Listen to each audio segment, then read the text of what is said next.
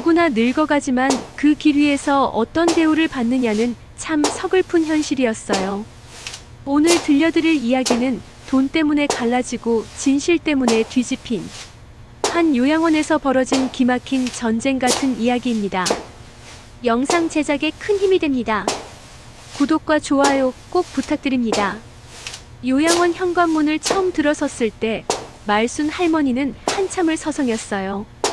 내가 여기까지 오게 될 줄은 몰랐지. 작은 목소리로 중얼거렸습니다. 남편이 세상을 떠난 지 10년이 지났고 자식들은 각자 바쁘다며 찾아오지도 않았어요. 결국 홀로 남겨진 자신을 받아주는 곳은 이곳 오래된 시골 요양원이었습니다. 요양원 건물은 허름했지만 입소 대기자가 많다고 했습니다. 그만큼 어딘가 사정이 있다는 얘기겠지요. 말순 할머니는 두 손에 작은 보따리 하나 들고 있었어요. 평생 모아둔 물건이랄 것도 없는 삶이었는데 그래도 이불 한 장, 사진 몇 장은 챙겨왔습니다. 어서 오세요. 새로 들어오시는 김말순 어르신 맞으시죠? 직원이 다가와 인사를 했습니다. 웃고는 있었지만 눈빛에는 피곤함이 배어 있었습니다. 예, 나 말순이에요. 방은 3층이신데요. 다만 다른 분들이랑 함께 쓰셔야 돼요. 할머니는 고개를 끄덕였어요. 혼자만의 공간이 없다는 게 서운했지만 지금 상황에선 감사해야 할 일이었지요. 그런데 복도 끝에서 들려오는 수군거림이 귀에 들어왔습니다. 저 방은 돈 있는 사람만 들어간다더라. 그러게 말이야. 여기 원장, 돈 잘 내는 집은 2인실 넣어주고 없는 사람은 무조건 4인실이래. 말순 할머니는 모른 척했지만 가슴이 철렁 내려앉았어요. 이미 돈 있는 노인들과 없는 노인들 사이에 구분이 있다는 소문이 도는 곳이었습니다. 방에 들어가 보니 이미 두 분이 누워 계셨습니다. 한 분은 조용히 창밖만 바라보고 있었고 또 다른 분은 다가오자마자 인상을 찌푸렸습니다. 새로 온 사람이에요? 예, 잘 부탁드려요. 잘 부탁은 무슨 여기 자리도 좁아 죽겠는데 또 들어와. 말투는 날카로웠고 얼굴에는 짜증이 가득했어요. 말순 할머니는 괜히 주눅이 들어 한쪽 구석에 앉았습니다. 그날 저녁 식당에서는 작은 소동이 벌어졌습니다. 왜 저쪽 테이블은 반찬이 3가지나 더 나와요? 아유, 몰라서 물어. 돈 많이 내는 사람들이잖아. 아니, 여기서 다 똑같이 살아야지 뭐 하는 거예요? 한 어르신이 목청을 높이자 간병인 선희가 다가왔습니다. 어르신, 조용히 좀 해주세요. 다 사정이 있으니까요. 사정? 사정은 다 똑같잖아. 늙고 병든 거 다 똑같은데 왜 차별하냐고. 그 소리에 식당 공기가 얼어붙었습니다. 선희는 난처한 얼굴을 하고 돌아섰습니다. 말순 할머니는 그 모습을 지켜보며 알 수 없는 서러움이 올라왔습니다. 식사 후 방으로 돌아가는데 한 노인이 다가와 작은 목소리로 속삭였어요. 새로 오셨죠? 잘 알아두세요. 이곳은 돈이 곧 힘이에요. 원장 눈에 잘 보여야 편하게 지낼 수 있어요.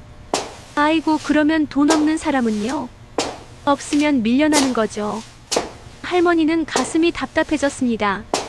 평생을 성실히 살아왔는데 늙어서까지 돈 없다고 이렇게 무시를 당해야 하는 건가 싶었어요. 며칠이 지나면서 상황은 더 뚜렷해졌습니다. 간병인들은 부유한 노인들 방을 먼저 돌보고 말 한마디도 다정하게 건네더군요.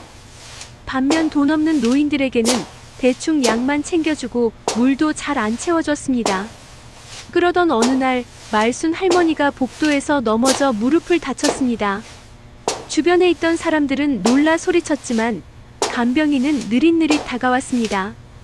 아이고, 어르신, 조심 좀 하지 그러셨어요? 무릎이 너무 아파요. 피가 나는데.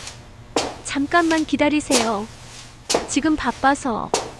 그 사이 돈 많은 방에 있던 어르신이 종아리가 저려 라고 소리치자 간병인은 황급히 그쪽으로 달려가 버렸습니다. 말순 할머니는 바닥에 주저앉은 채 피 흘리는 무릎을 붙잡고 서러움에 눈물을 흘렸습니다. 내가 이 나이에 이 꼴을 봐야 해. 정말 기가 막히더라고요. 밤이 되어 할머니는 창가에 앉아 있었습니다. 밖은 어둑어둑했고 멀리 산자락 너머로 달빛이 비쳤습니다. 눈물이 멈추질 않았습니다. 그때 같은 방에 조용한 노인이 입을 열었습니다. 어머니, 너무 마음 쓰지 마세요. 저도 처음엔 많이 힘들었어요. 그런데 살아남으려면 적응해야 해요. 적응 참 서글픈 말이네요. 그러게 말입니다. 그래도 여기서 살아남아야 합니다. 그날 이후 말순 할머니의 가슴 속에는 작은 불씨가 켜졌습니다. 이대로는 안 되겠다. 무슨 수를 써서라도 여기서 사람답게 살아야지. 며칠 뒤 요양원에 말순 할머니의 큰아들이 찾아왔습니다. 엄마 잘 지내셔? 밥은 괜찮게 나오고. 말은 따뜻하게 했지만 표정은 왠지 굳어 있었습니다. 할머니는 괜히 서운한 마음이 치밀어 올랐습니다. 네가 오긴 했네. 근데 어쩐 일이냐? 평소엔 전화도 안 하더니. 큰아들은 머뭇거리다 꺼냈습니다. 엄마, 사실은 요양원비가 좀 부담돼. 동생이랑 얘기했는데 우리가 다 내기엔 벅차거든. 그럼 어쩌라고? 엄마 통장에서 조금 꺼냈으면 안 될까? 할머니의 눈이 커졌습니다. 내 통장? 그거 내가 죽을 때까지 쓰려고 아껴둔 돈인데. 알지. 알지만 지금 형편이 너무 힘들어. 등록금도 밀렸고 대출도 있고 잠깐만 쓰고 다시 채워놓을게. 그때 둘째 아들이 병실로 들어섰습니다. 마치 기다렸다는 듯이 큰아들을 노려봤습니다. 형, 또 엄마 돈 얘기 꺼냈지? 너 양심 있냐? 엄마 재산은 형 혼자 거둘 생각 마라. 뭐? 내가 뭔데? 엄마한테 들어온 돈은 내가 관리하는 게 맞잖아. 헛소리 하지 마.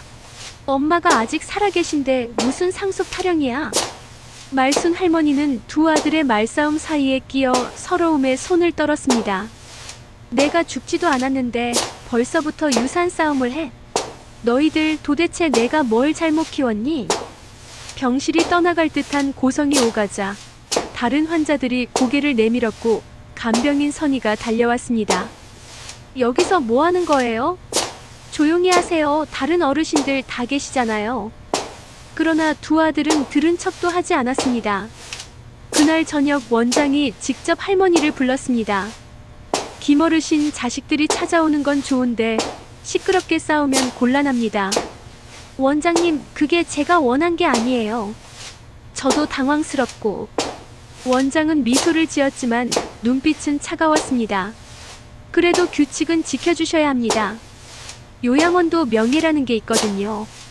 할머니는 속으로 분노가 끓었습니다. 명예? 여기서 돈 없는 사람은 개 취급하면서 무슨 명예 타령이람. 말은 삼켰지만 마음은 씁쓸했어요. 며칠 뒤 또 다른 사건이 터졌습니다. 이번엔 다른 방에 있던 부잣집 노인의 딸이 찾아왔습니다. 원장님, 우리 아버지 방에 있는 분들 좀 바꿔주시면 안 될까요? 불편하다고 하셔서요. 어떤 불편을 말씀하시는지요? 뭐 냄새 난다든지 생활 습관이 맞지 않는다든지 솔직히 돈 더 드릴 테니 조용히 좀 옮겨주세요. 원장은 살짝 미소 지으며 고개를 끄덕였습니다. 예, 뭐 그 정도야. 결국 돈 없는 노인이 쫓겨나듯 다른 방으로 옮겨졌습니다. 내가 무슨 죄가 있다고 이리저리 떠밀려 다녀야 해. 그 노인의 울먹임은 말순 할머니 가슴에도 칼처럼 꽂혔습니다. 나도 언젠가 저렇게 당하는 거 아닐까? 밤마다 할머니는 잠을 이루지 못했습니다. 머릿속에는 자식들의 욕심, 원장의 차별, 간병인들의 무심함이 뒤섞여 맴돌았습니다. 그러던 어느 날 조용히 다가온 선희가 속삭였습니다. 어머니, 힘드시죠? 사실 저도 여기서 오래 일하면서 별일 다 봤어요. 선희 씨, 왜 이렇게 차별하는 거예요? 돈 없으면 사람도 아닌가요? 저도 알아요. 하지만 원장이 워낙 돈 있는 분들만 챙기니까 간병인들도 눈치 안 보면 잘릴 판이라.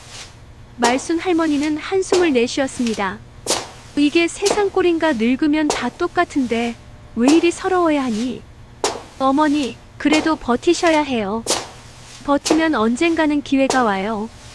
그 말은 위로 같았지만 한편으론 더 큰 불안을 불러왔습니다. 기회라니 무슨 기회? 며칠 뒤 할머니는 복도에서 또 한 번 충격적인 장면을 목격했습니다. 원장실 문틈으로 들려오는 대화. 원장님, 아버지 재산 문제는 제가 처리할 테니 대신 병원비는 조금 깎아주실 수 있죠? 그럼요. 서로 윈윈 해야지요. 할머니는 숨을 죽이고 들었지만 눈물이 왈칵 쏟아졌습니다. 여긴 병원이 아니라 시장이구나. 사람 목숨을 흥정하는 시장. 그날 밤 할머니는 다짐했습니다. 내가 그냥 늙은이 취급당하면서 죽지 않겠다. 언젠가는 반드시 이곳의 진짜 얼굴을 세상에 알려야겠다. 요양원 생활이 어느 정도 익숙해질 무렵 말순 할머니 귀에 이상한 소문이 돌기 시작했어요. 저기 2층에 계신 장 할아버지 말이야. 통장에 수억이 있다더라. 그래서 자식들이 매일같이 들락거린대. 뭐 하나라도 더 챙겨보려고. 처음에는 그냥 농담인 줄 알았어요. 하지만 며칠 뒤 장 할아버지 방 앞에서 자식들이 고래고래 소리 지르는 걸 보고 나서야 소문이 사실임을 알게 되었어요. 아버지, 도대체 통장 비밀번호를 왜 안 알려주세요? 우리 힘들다는 거 알잖아요. 너희들이 힘든 건 알지만 그건 내 마지막 노후 자금이다. 그걸 건드리면 나는 뭘로 살라고. 노후 자금? 지금 요양원비도 우리가 내주고 있는데 그 정도는 줘야 하는 거 아니에요? 말순 할머니는 그 광경을 보고 피가 거꾸로 솟는 것 같았어요. 세상에 자식이라는 것들이 부모 돈 때문에 저렇게까지 싸우나. 며칠 뒤 할머니의 둘째 아들이 다시 찾아왔습니다. 손에 서류 봉투를 들고 있었어요. 엄마, 사실은 집 문제가 좀 있어서 담보가 필요해. 내가 내 집을 담보로 잡겠다는 거냐?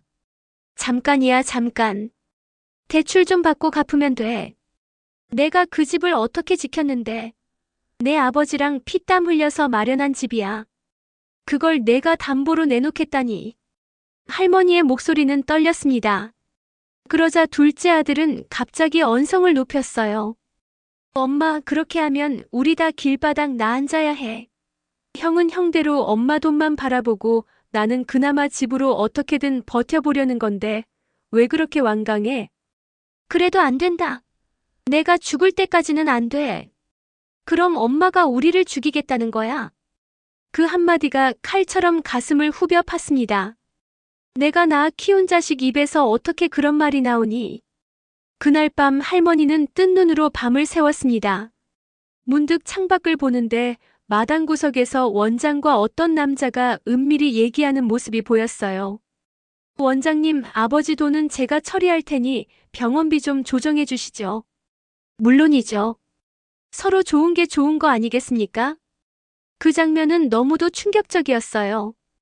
세상에 여긴 병원이 아니라 도둑 소굴이구나. 며칠 뒤 간병인 선희가 다가와 귀띔했습니다. 어머니, 아드님들 얘기 다 들었어요. 솔직히 말씀드리면 여기서 오래 버티시려면 돈을 잘 챙겨야 해요. 그게 무슨 소리야? 어르신들 사이에서도 돈 있는 분들은 대우가 다르고 자식들이 자꾸 들락날락하는 이유도 다 그 돈 때문이에요. 나는 그냥 편히 늙어가고 싶은데 왜 이렇게 다들 욕심이 많을까? 그게 사람이에요, 어머니. 늙고 병들면 더 집착하게 돼요. 돈이 마지막 힘이거든요. 말순 할머니는 눈물이 맺혔습니다. 나는 돈 때문에 내 자식한테 버림받고 여기서도 무시당해야 하는 거야? 정말 기가 막히더라고요. 며칠 뒤 요양원 식당에서 또 한 번 큰 소동이 벌어졌습니다. 엄마 통장에서 돈 좀 빼쓰자니까 왜 이렇게 꽉 막혔어? 큰아들이 목소리를 높이자 둘째 아들이 벌떡 일어났습니다. 형, 제발 좀 그만해. 엄마 돈은 엄마 거야. 우리가 무슨 권리로 가져가? 그럼 너는 안 쓰고 있냐? 등록금 핑계대고 엄마한테 돈 뜯어낸 게 누군데? 뜯어내다니? 최소한 나는 정직하게 도움받은 거야. 형처럼 몰래 비밀번호 바꾸려는 짓은 안 했어. 사람들이 숟가락을 내려놓고 둘을 바라보았습니다. 요양원 안이 난장판이 되었어요. 말순 할머니는 두 아들을 붙잡으려 했습니다. 그만해라, 제발 그만해라. 내가 죽은 것도 아닌데 왜 벌써부터 내 돈을 갖고 싸우니? 하지만 두 아들은 멈추지 않았습니다. 간병인 선희가 다가와 말렸습니다. 어르신들, 제발 진정하세요. 여기서 이러시면 안 됩니다. 그러나 큰아들은 선희를 향해 손가락질을 했습니다. 당신들도 문제야. 돈 많은 사람한텐 반찬부터 달라지잖아. 우리 엄마 같은 사람은 그냥 대충 대하잖아. 순간 공기가 얼어붙었습니다. 선희는 아무 말도 하지 못한 채 입술을 깨물었습니다. 그리고 멀리서 이 장면을 지켜보던 원장이 조용히 고개를 저었습니다. 참 별일 다 있네. 노인네들끼리 시끄러우면 병원 명예가 떨어지는데. 그날 저녁 원장은 회의실에 몇몇 노인의 가족들을 불러 모았습니다. 여러분, 솔직히 말씀드리죠. 요양원도 운영을 하려면 돈이 필요합니다. 대신 제가 특별히 좋은 조건을 드릴 수도 있지요. 좋은 조건이라니요? 예를 들어 병원비를 조금 줄여드린다든가, 방을 더 쾌적한 곳으로 바꿔드린다든가, 물론 그 대신 어르신 통장 관리 정도는 제가 맡아야겠지만, 그 자리에 있던 몇몇 자식들은 서로 눈빛을 교환했습니다. 그럼 아버지 재산 관리만 맡기면 되는 겁니까? 그럼요.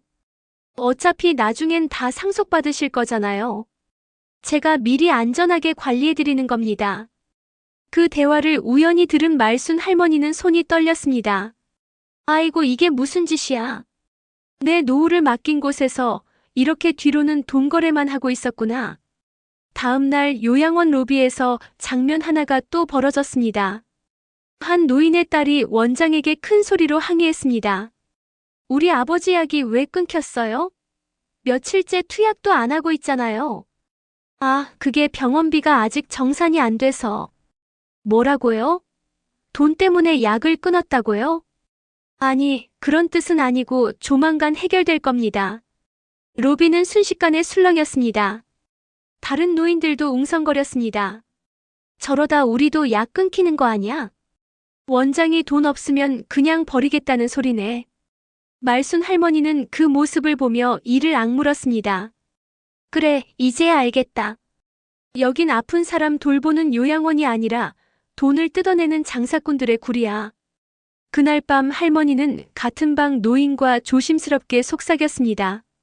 아주머니, 우리 이대로 가만히 있어야 해요? 무슨 소리 하세요? 괜히 나섰다간 쫓겨나는 수가 있어요. 그래도 이대로 두면 다 죽어요. 나도 그렇고 당신도 그렇고. 맞는 말씀이지만 여긴 돈 없는 사람은 목소리도 못 내요. 말순 할머니는 속이 끓었습니다. 그래도 나라도 뭔가 해야겠다. 이렇게 당하고만 살 순 없어. 요양원 안의 공기는 점점 더 날카로워졌습니다. 식당에서 밥을 먹는 일조차 전쟁터 같아졌어요. 저 방 사람들은 반찬이 4가지라던데 우리는 왜 2가지만 줘? 그러게 말이야. 원장이 차별하는 게 뻔하지. 돈 있는 사람들은 방도 따로 쓰고 밥도 따로 먹고 여긴 사람 사는 곳이 아니야. 수군거리던 목소리가 어느새 고성으로 번졌습니다. 그만 좀 하세요. 다들 똑같은 밥 먹으면서 무슨 차별 타령입니까? 똑같아. 당신 눈엔 똑같아 보여. 나는 눈 똑바로 뜨고 봤어. 한쪽 테이블에서 누군가가 밥그릇을 내던졌습니다. 쨍그랑. 소리가 울려 퍼지자 순간 모든 시선이 그쪽으로 쏠렸습니다. 말순 할머니는 가슴이 철렁했어요. 아이고, 이러다 큰일 나겠구나. 그때 돈 많은 노인 편에 서 있던 자식 한 명이 벌떡 일어나 고래고래 소리쳤습니다. 여기 요양원비를 제대로 내지도 않는 사람들이 왜 불평을 해요? 불만 있으면 나가든가. 그러자 반대쪽에서 다른 자식이 맞받았습니다. 뭐라고? 우리 부모님도 여기 돈 다 내고 계셔. 똑같은 대우 받아야지 왜 함부로 말해? 자식들까지 끼어들자 상황은 순식간에 난장판이 됐습니다. 노인들은 눈물로 호소했고 젊은 자식들은 욕설을 퍼부으며 서로 멱살을 잡았습니다. 간병인 선희가 달려와 소리쳤습니다. 그만하세요. 어르신들 계신 데서 무슨 짓이에요? 하지만 선의의 외침은 아무도 듣지 않았습니다. 그날 밤 요양원 안은 두 개의 파벌로 갈라졌습니다. 한쪽은 원장과 자주 거래하는 돈 많은 노인들과 그 자식들, 다른 한쪽은 그들에게 차별당하는 서민 노인들과 가족들. 말순 할머니는 조용히 방구석에 앉아 있었습니다. 이게 다 뭐라고 늙은이들끼리 이리 싸워야 하나. 자식들이 와서 화해를 시키기는커녕 더 싸움을 키우네. 다음 날 아침 회의실에 원장이 들어와 담담하게 말했습니다. 제가 듣기론 최근에 잡음이 많다고 합니다. 하지만 분명히 말씀드리죠. 돈을 더 내는 분들께는 당연히 더 좋은 서비스를 제공할 수밖에 없습니다. 불만 있으신 분들은 알아서 판단하세요. 그 말이 끝나자마자 한 노인이 벌떡 일어섰습니다. 원장, 여기가 장터요? 돈 없으면 죽으라는 소리요. 어르신 진정하세요. 진정은 무슨? 내가 여기 왜 들어왔는데?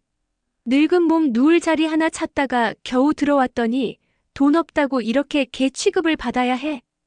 분노에 찬 노인의 목소리에 방아는 술렁였습니다. 그러자 원장이 비아냥거리듯 말했습니다. 그럼 나가시든가요? 억지로 붙잡아두는 거 아닙니다. 그 순간 말순 할머니 가슴 속에서도 무언가가 끌어올랐습니다. 내가 왜 이렇게 살아야 해? 내가 여기서도 사람답게 대접 못 받는단 말이냐? 그날 저녁 같은 방 노인이 할머니에게 속삭였습니다. 어머니, 우리끼리 모여서 따로 얘기해야겠어요.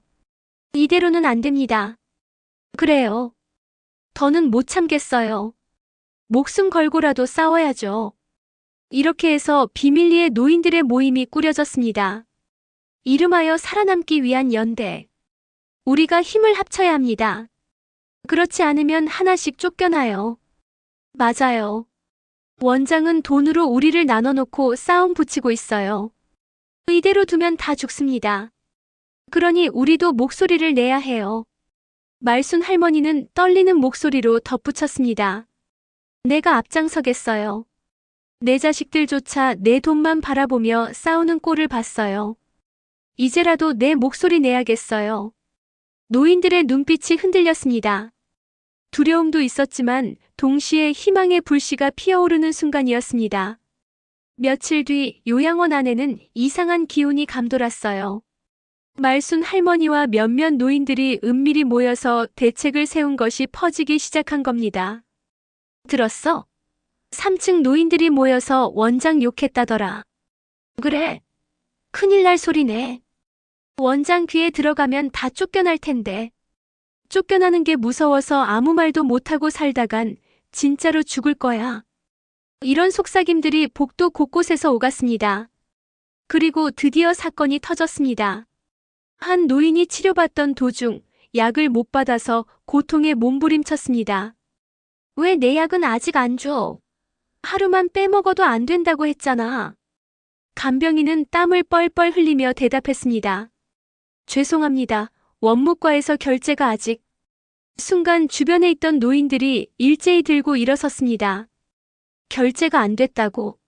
돈 때문에 환자 죽이겠다는 거냐? 우릴 뭘로 보는 거야? 여긴 요양원이 아니라 감옥이야, 감옥. 말순 할머니가 두 손을 떨며 앞으로 나섰습니다. 이제 그만들 하세요. 원장님, 우리가 짐승입니까? 돈 없으면 약도 못 쓰고 방도 못 쓰고 밥도 제대로 못 먹고 이게 말이 됩니까? 할머니의 외침은 울음 섞인 목소리로 울려 퍼졌습니다. 순간 모든 노인들이 같이 고개를 끄덕였습니다. 그래. 맞아. 우리도 사람이다. 돈 없는 죄밖에 없는 우리를 왜 이렇게 짓밟는 거냐?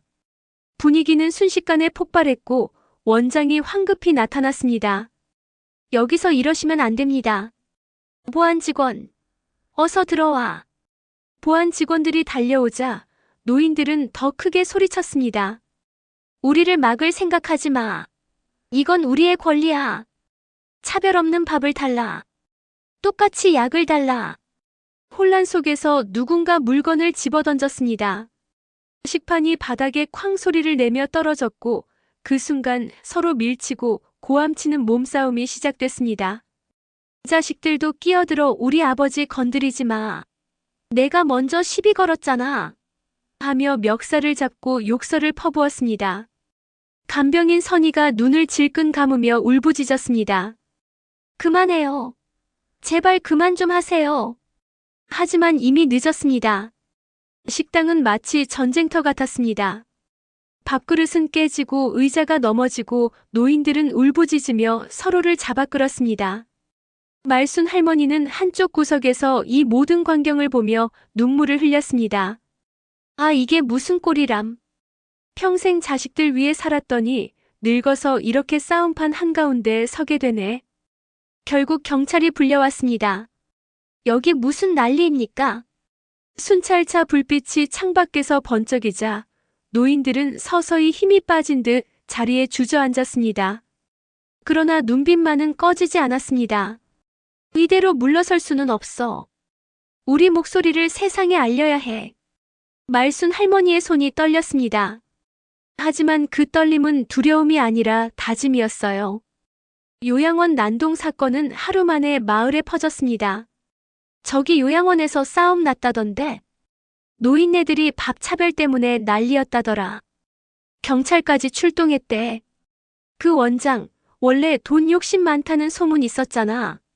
소문은 꼬리에 꼬리를 물었고 기자까지 요양원 앞에 찾아왔습니다. 원장은 서둘러 진화하려 했습니다. 아닙니다, 기자님들. 단순한 오해였어요. 어르신들끼리 사소한 오해가 있었을 뿐입니다. 하지만 요양원 안에서 그 말을 듣던 노인들은 분노로 치를 떨었습니다. 그날 밤 말순 할머니는 잠이 오지 않았습니다. 창밖을 보는데 마당 쪽에서 이상한 장면이 눈에 들어왔습니다. 원장이 커다란 검은 가방을 들고 나와 어떤 남자와 은밀히 대화를 나누고 있었던 겁니다. 이 돈이면 충분하지. 이번 달에도 부탁해. 걱정 마십시오. 장부는 제가 알아서 손봐드릴 테니. 할머니의 눈이 커졌습니다. 저건 환자 돈이잖아. 치료비 빼돌린 거잖아. 심장이 벌렁거렸습니다. 너무 큰 진실을 보아버린 느낌이었어요. 며칠 뒤 간병인 선희가 조용히 할머니 곁에 와 앉았습니다. 어머니, 지난번 일 때문에 많이 힘드시죠? 힘들다마다 선희 씨, 내가 어젯밤에 본 걸 말해도 되나 모르겠네. 뭘 보셨어요? 원장이 어떤 남자한테 돈을 건네더라고. 검은 가방에 한가득 그게 환자들 돈 아니겠니? 선희의 얼굴이 굳어졌습니다. 잠시 후 낮게 속삭였습니다. 어머니, 사실 저도 알고 있었어요. 뭐라고? 저는 원장의 딸이에요. 말순 할머니의 손에서 컵이 떨어질 뻔했습니다. 뭐라고 했어? 내가 원장의 딸이라고? 네. 어릴 때 아버지가 저희 가족을 버리고 요양원 사업을 시작했어요. 저는 몰래 들어와서 간병인으로 일했죠. 아버지가 무슨 짓을 하는지 제 눈으로 확인하고 싶었어요. 할머니의 가슴은 쿵쾅쿵쾅 뛰었습니다. 그러면 지금까지 이 꼴을 다 알면서 가만히 있었다는 거냐? 저도 처음엔 두려웠어요. 아버지의 비밀을 폭로하면 저까지 파멸할까봐. 그런데 이제는 안 되겠어요. 어머니 말씀처럼 더는 침묵하면 안 되겠어요. 선희의 눈가에 눈물이 맺혔습니다. 아버지는 환자 치료비 일부를 빼돌려요. 장부도 조작하죠. 그 돈으로 땅 사고 건물 올리고 기자들 손 막는 데도 쓰고요. 말순 할머니는 손을 덜덜 떨며 의자에 앉았습니다. 세상에 내가 내 두 눈으로 다 봤어도 믿기지가 않네. 여기가 사람 살리는 곳이 아니라 돈 도둑 소굴이었구나. 그날 밤 할머니와 선희는 은밀히 계획을 세웠습니다. 우리가 모은 증거를 모아야 해요. 장부 사본, CCTV 영상 뭐든지. 그래야 저 인간을 무너뜨릴 수 있지. 좋아, 내가 도와줄게. 다음 날부터 선희는 몰래 원장실을 드나들며 장부를 복사했습니다. 할머니는 다른 노인들에게 속삭였습니다. 이제 곧 진실이 밝혀질 거예요. 조금만 참으세요. 노인들의 눈에 희미한 희망이 깃들었습니다. 하지만 동시에 공포도 짙어졌습니다. 원장이 알면 우리 다 쫓겨날 텐데. 그래도 이제는 해야지. 안 그러면 다 같이 죽는 거야. 그러던 어느 날 말순 할머니가 쓰러졌습니다. 심장이 빠르게 뛰며 숨이 막혔습니다. 어머니, 어머니, 정신 차리세요. 노인들이 부르짖었고 선희가 다급히 달려왔습니다. 어머니, 괜찮으세요? 할머니는 겨우 숨을 몰아쉬며 속삭였습니다. 내가 혹시라도 못 버티면 내가 대신 싸워줘야 해. 부탁한다라 선희야. 말순 할머니가 쓰러진 사건은 요양원 안을 발칵 뒤집어 놓았습니다. 의사가 달려와 진료했지만 병원 시설이 워낙 열악해 응급조치만 겨우 했습니다. 지금 상태로는 큰 병원에 가셔야 합니다. 여기서는 더는 어렵습니다. 하지만 원장은 팔짱을 낀 채 냉정하게 말했습니다. 큰 병원에 이송하려면 비용이 듭니다. 보호자 동의 없이는 안 됩니다. 순간 방 안의 공기가 싸늘해졌습니다. 뭐라고요? 돈 때문에 사람을 죽게 놔두겠다는 겁니까? 선희가 눈을 부릅뜨고 소리쳤습니다. 원장은 차갑게 대답했습니다. 규칙은 규칙입니다. 모든 환자에게 똑같이 적용돼야죠. 노인들은 분노로 떨며 입을 열었습니다. 똑같이? 지금까지 돈 많은 사람한테만 특혜주던 게 누구야? 맞아. 우릴 개처럼 부려먹은 게 누구냐고. 말순 할머니는 겨우 눈을 뜨며 힘겹게 속삭였습니다. 선희야, 때가 됐다. 모두에게 말해라. 선희의 눈빛이 흔들렸습니다. 그리고 마침내 그녀는 결심했습니다. 다음 날 요양원 중앙 로비. 노인들과 직원들, 자식들이 모두 모인 자리에서 선희가 두툼한 서류 뭉치를 들고 섰습니다. 여러분, 제 이름은 최선희입니다. 이 요양원 원장의 딸입니다. 사람들이 술렁였습니다. 딸이라고? 세상에, 그런 줄도 모르고. 원장은 얼굴이 굳어졌습니다. 내가 지금 무슨 짓을 하는지 알아? 알아요. 하지만 더는 참을 수 없어요.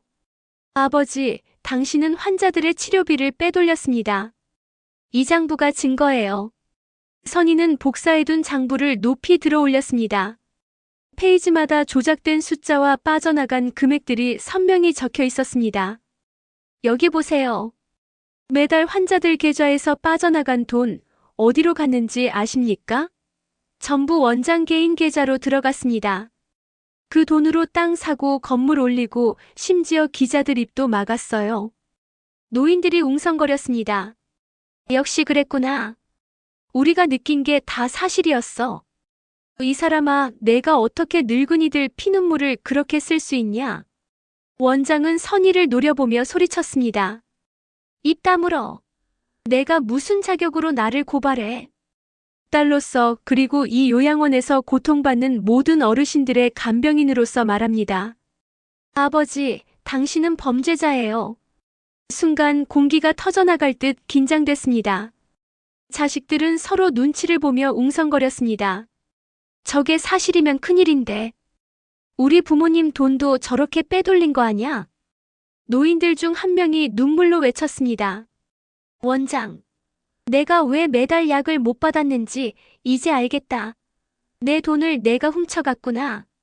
분노와 울음이 뒤섞여 요양원 전체가 흔들렸습니다. 원장은 얼굴이 새파랗게 질리며 말을 더듬었습니다. 그건 다 오해야. 운영비가 모자라서 잠시 돌려 쓴 것뿐이야. 잠시 쓴 돈으로 별장 짓고 땅 사고. 그게 잠시야? 선희가 날카롭게 반박하자 원장은 더 이상 말을 잇지 못했습니다. 그 순간 기자 한 명이 플래시를 터뜨리며 앞으로 나왔습니다. 모두 들으셨죠? 환자 치료비 횡령, 장부 조작, 이건 명백한 범죄입니다. 찰칵 찰칵. 카메라 셔터 소리가 요양원 안을 가득 메웠습니다. 원장은 결국 얼굴을 가린 채 뒷걸음질 쳤습니다. 안 돼, 이렇게 무너질 순 없어. 그 모습을 보는 노인들의 눈에는 눈물과 해방의 빛이 동시에 번졌습니다. 말순 할머니는 힘겹게 침대에서 몸을 일으켜 앉으며 속삭였습니다. 드디어 진실이 밝혀졌구나.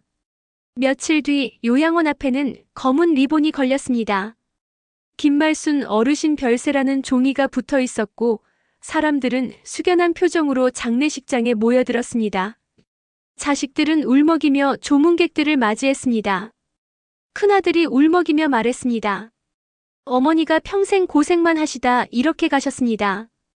둘째 아들도 고개를 끄덕이며 눈물을 훔쳤습니다. 하지만 그들의 눈빛에는 알 수 없는 긴장감이 맴돌고 있었습니다. 영정 앞에서 잠시 서성이다.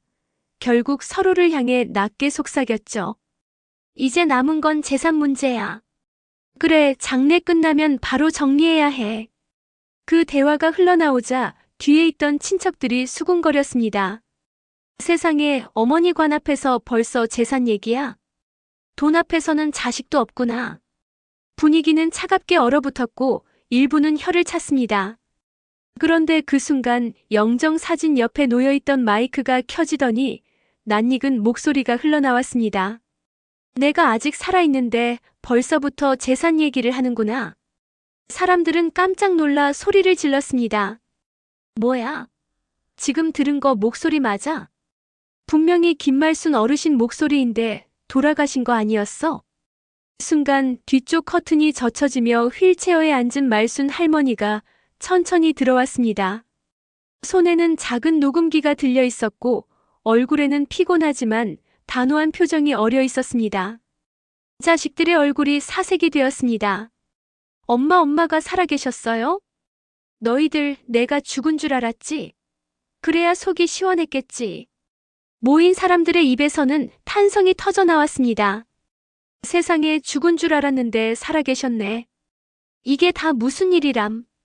말순 할머니는 떨리는 손으로 녹음기를 들어 올렸습니다. 여기 다 들어있어. 너희들이 내 장례식장에서 재산 얘기한 거, 요양원에서 날 밀쳐내던 거 다 녹음돼 있다. 큰아들이 다급히 다가와 변명했습니다. 엄마, 그게 아니라 그냥 형편이 어려워서 잠깐 얘기한 것뿐이야. 형편?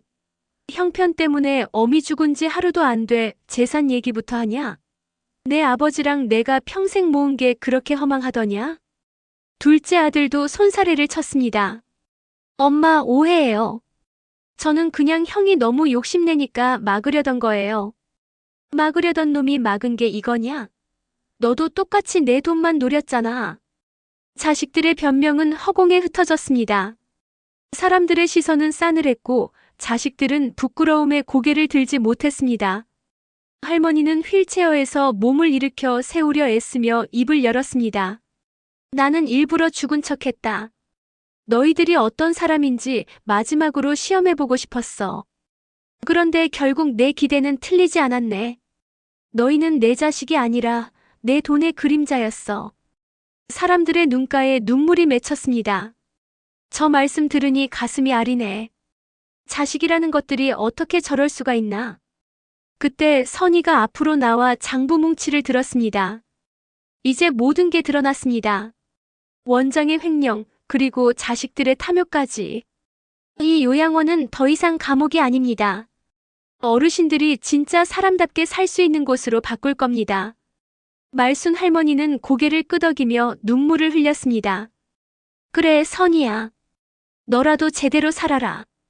내가 이곳을 이끌어라. 난 이제야 마음이 놓인다.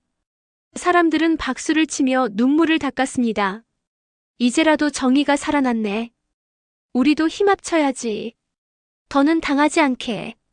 자식들은 결국 경찰에 끌려가는 원장을 따라가며 고개를 떨구었습니다. 말순 할머니는 조용히 속삭였습니다. 재산보다 중요한 건 결국 사람의 마음이었어요. 그걸 이제야 알겠구나. 장례식장에 소란이 진정된 후 말순 할머니는 조용히 휠체어에 앉아 모두를 둘러보았습니다. 자식들은 여전히 고개를 숙인 채 말을 잇지 못했고 노인들과 조문객들은 숨을 죽인 채 할머니의 입술만 바라보고 있었어요. 내가 오늘 이 자리에 다시 나타난 건 너희를 부끄럽게 하려는 게 아니다. 마지막으로 내가 살아온 삶을 마무리 짓기 위해서다. 할머니는 손을 떨며 봉투 하나를 꺼냈습니다. 안에는 두툼한 유언장이 들어 있었습니다. 이건 내 마지막 뜻이다. 내 재산과 집은 자식들에게 한 푼도 주지 않는다. 대신 이 요양원과 마을 어르신들을 위한 공동체 기금으로 기부한다. 사람들이 웅성거렸습니다. 공동체 기금이라니 정말 대단하시네. 저렇게 결단을 내리시다니. 할머니는 목소리를 조금 더 높였습니다. 나는 이곳에서 배웠다. 돈이 많고 적음이 중요한 게 아니더라. 사람답게 대접받고 서로 의지하며 사는 게 진짜 노후다. 그래서 내가 가진 걸 모두 함께 사는 삶을 위해 쓰고 싶다. 순간 박수 소리가 장례식장을 가득 메웠습니다. 눈물을 훔치는 노인들도 있었고 고개를 끄덕이며 감동하는 이들도 많았습니다. 하지만 자식들은 얼굴이 굳어졌습니다. 엄마, 그게 무슨 말씀이세요?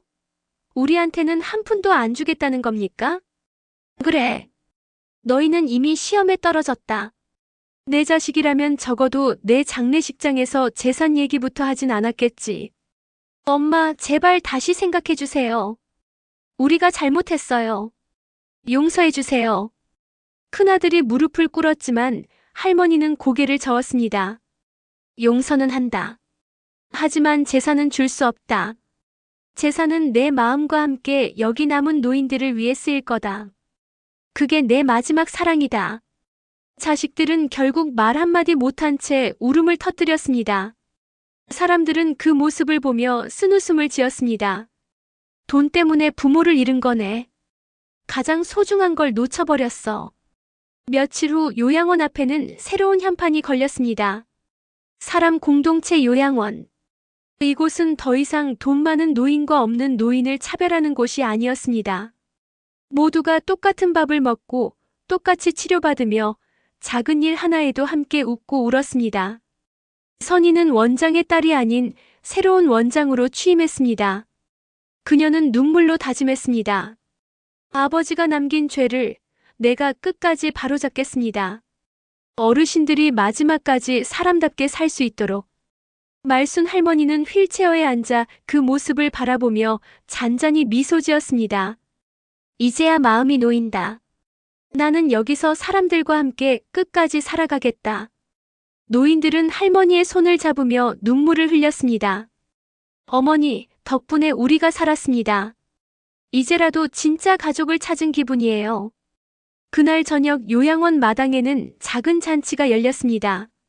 노인들은 오랜만에 노래를 부르고 서로 손을 잡고 웃었습니다. 달빛 아래 말순 할머니는 조용히 속삭였습니다. 재산보다 중요한 건 결국 마음이었어요. 그것을 이제야 깨닫게 되었구나. 눈물이 아닌 평온한 미소가 그녀의 얼굴에 번졌습니다. 그리고 그 순간 요양원에는 오랜만에 웃음소리가 가득 울려 퍼졌습니다.